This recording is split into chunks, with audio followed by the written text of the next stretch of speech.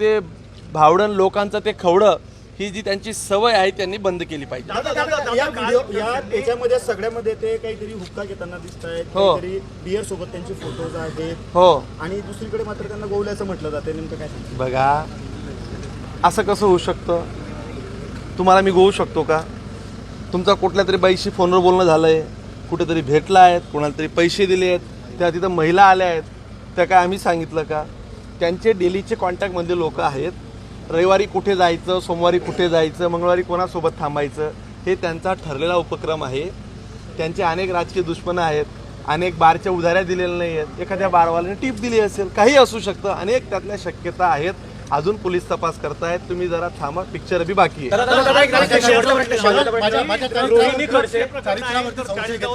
एक तरी पुरावा आपण द्यावा, मी राजकारणातून संन्यास घेईल असं खडसे म्हणताय। बघा आता थोडे दिवस थांबा, एवढा निर्लज्ज बेशरम नालायक माणूस आम्ही राजकारणात कधी पाहिला नाही। एवढे पुरावे लोकांना देत आहे, धडधडत पुरं जग पाहत आहे, सगळे जावायचे कारनामे पाहत आहे, दूध संघात सगळ्यांनी पाहिलंय, तिथं अपार झालेत, आता कोणते पुरावे पाहिजे नाही? तुम्हाला SIT नेमली, 137 कोटीचा दंड झालाय, आता तुम्हाला काय साक्षात ब्रह्मदेव येऊन सांगेल की एकनाथ गणपत खडसे किंवा गणपत दामू खडसे त्यांना जाऊन सांगतील की राजा तू बंद कर रे, हे आवर रे। आता त्यांना कसं आहे, मला नाही आवरून मी कशाला घाबरू अशी त्यांची परिस्थिती झाली आहे। ते काही आबरूदार माणूस नाहीये, त्याच्यामुळे त्यांना शुभेच्छा। आता एक शेवटचा प्रश्न, रोहिणी खडसे वारंवार त्या ठिकाणी ड्रग्जवरून सरकारवर हल्लाबोल करत होत्या आणि आता कुठेतरी त्यांचेच त्या ठिकाणी ड्रग्जमध्ये सापडले, काय झालं त्यांच्या व्यवसायात? बघा तुम्हाला याच्या बाबतीत मी तुम्हाला आरोप करत नाहीये, थोडी वस्तुस्थिती सांगतोय। कायमचा कन्झम्पशन वापरणारा माणूस म्हणजे खेवलकर दिसतोय, आता त्यातल्या सगळ्या गोष्टी पुढे येतील। माझ्या मते त्यांच्यासोबत जो व्यक्ती दुसरा जो पोपटराव जो पकडला गेलाय तो महाराष्ट्रातला सर्वात मोठा बुकी आहे, तुम्ही हे बघून घ्या। तो बुकी म्हणजे या सगळ्या सट्टे बाजारातला चालवणारा मार्केटचा एक माणूस आहे। तुम्ही हे रॅकेट काही इथपर्यंत समजू नका, हे एक खूप मोठं रॅकेट आहे। त्या बुकीमध्ये कदाचित खडसे परिवाराचे पैसे असतील, ही पण आता ही दुसरी शक्यता आहे। त्या ड्रग्समध्ये आता त्याचा काही तो पेडलर म्हणून किंवा तो काही व्यवहार काही बघत होता का? आता ह्या सगळी तपासांती समोर येऊ द्या, मी तुम्हाला आणि जे असेल ते पुराव्यानिशी जे असेल ते मिळेल। ऑलरेडी आता बरेचसे प्लॅटफॉर्मवर पुरावे आले आहेत, व्हिडिओ आला आहे, अजून काही वेगळे पुरावे पाहिजे असतील तर त्याचे आता लॅबचे रिपोर्ट गेले आहेत, ते लॅबचे रिपोर्ट येऊ द्या, ते तुमच्या समोर देऊ।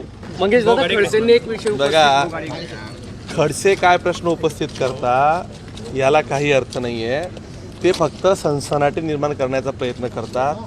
खडसेंनी त्यांच्या आजवरच्या राजकीय आयुष्यात एकही आरोप ते सिद्ध करू शकले नाही। विरोधी पक्षनेता असल्यापासूनचा त्यांचा हा इतिहास आहे। त्यांनी असे अनेक आरोप केलेत, विरोधी पक्षात असताना त्यांनी विधान भवनापासून अनेक हे केलं। बघा तुमच्यातलं तुम्ही आता म्हटलात की यामध्ये काही राजकीय आहे का? त्या सुषमा त्या कोणत्या आपल्या वाजंत्री मंडळाच्या आपल्या अध्यक्ष महोदया आहेत, त्या काहीतरी बोलल्यात, आपला सकाळचा भोंगा काहीतरी बरबडला।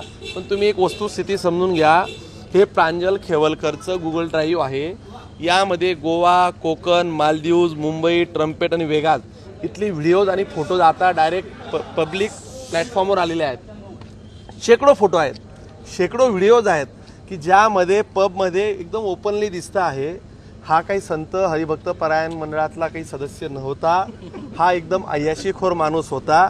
हे आता एकदम म्हणजे हे काय आता माझ्याचकडे नाही, तुम्ही अजून जळगाववाले कसे इतके जगाच्या मागे राहिले हीच मला शंका यायला लागली।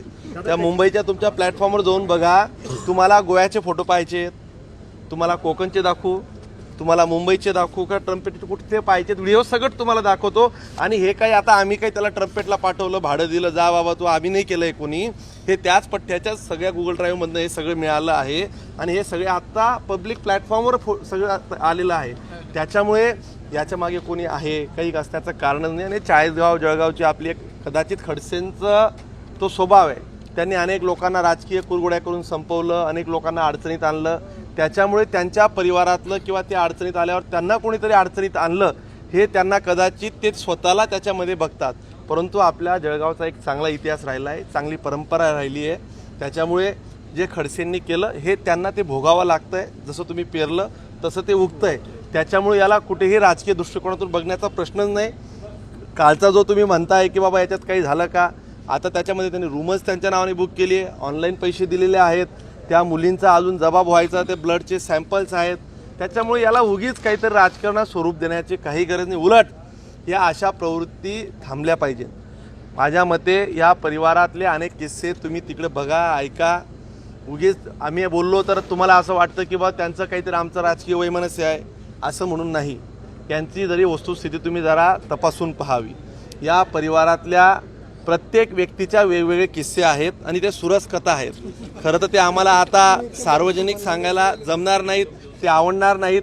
आता या संदर्भातल्या सगळेच हे फोटोज तुम्ही जर बघितले तर तुम्ही आम्हाला कुणीही प्रश्न विचारणार नाहीत. हे सगळे फोटो ड्राईव्हवरचे तुमच्याकडे आता त्यांनी काही दुपारी डिलीट केलेत. तुम्ही जरा ते आता सगळं डेटा रिस्टोअर करण्याच्या सगळ्या सुविधा आहेत. तुम्हाला हवं तर सगळ्या मीडियाला मी आता तो ड्राईव्ह देऊन चाललो आहे. तुम्ही सगळं रात्रभर बघा आणि सकाळी पुन्हा भेटा. धन्यवाद.